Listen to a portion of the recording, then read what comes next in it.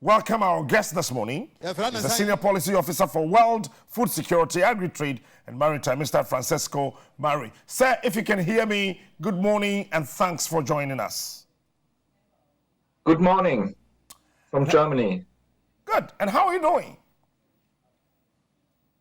Do you hear me? I'm asking, how are you doing, sir? Yes, I'm doing well. It's early in the morning, a sunny day.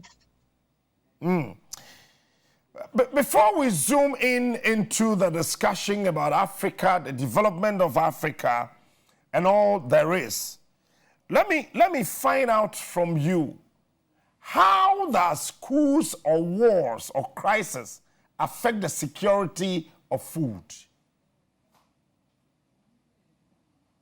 Yes, thank you for invitation. I'm working in a German church-related NGO, and we are very much engaged on agriculture, food security in all the world, especially in Africa, also in your country, Ghana, and on fisheries too.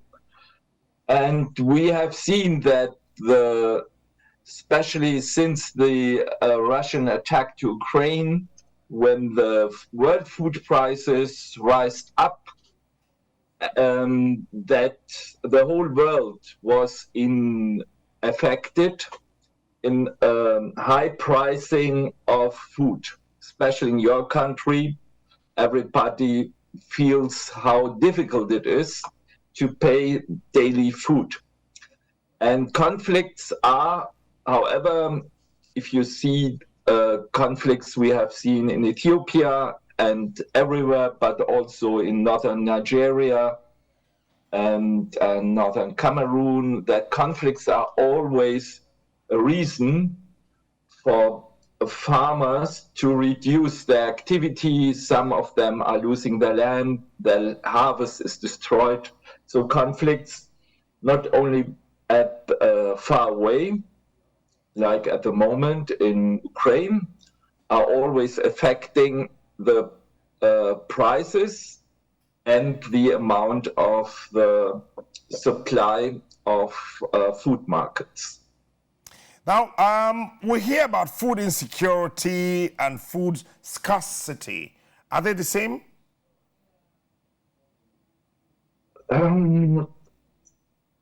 It should not happen that scarcity and insecurity are the same.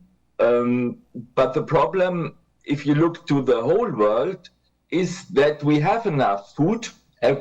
If you look to the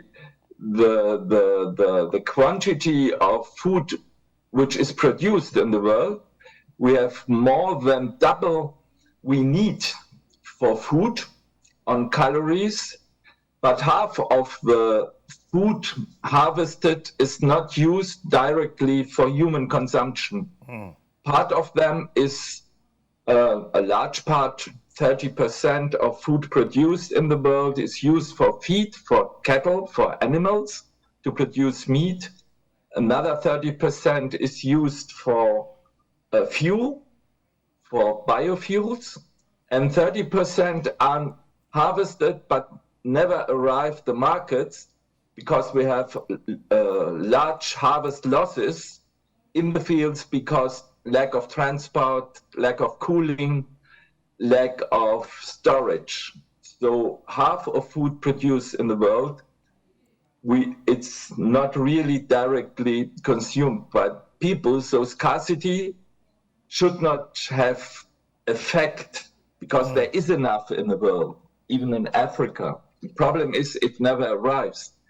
Food insecurity should not happen as we have enough to eat.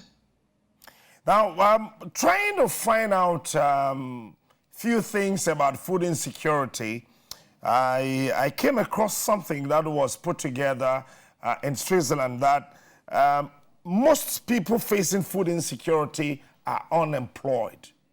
How true is this? Yes, the dependency of people also in Ghana and the high prices one of the reasons are really the import dependency, not only on food, but also farmers depend on inputs.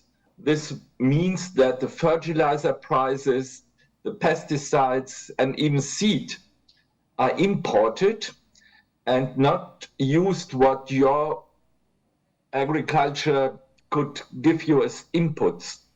So the high prices of input, like fertilizers, which are based on fossil energy, are really very high. So farmers have to sell their yields to high prices. The other thing is that in times of high prices, if you are dependent on food imports, like Ghana is, for example, for vegetables, for grain, for maize, for meat, for also for chicken parts, in that time of worldwide high prices, your dependency force you to pay more for this food. So import dependency is one of the main reasons in Africa, especially also in West Africa, for food insecurity. Now, so based on that dependency on food imports, Ghana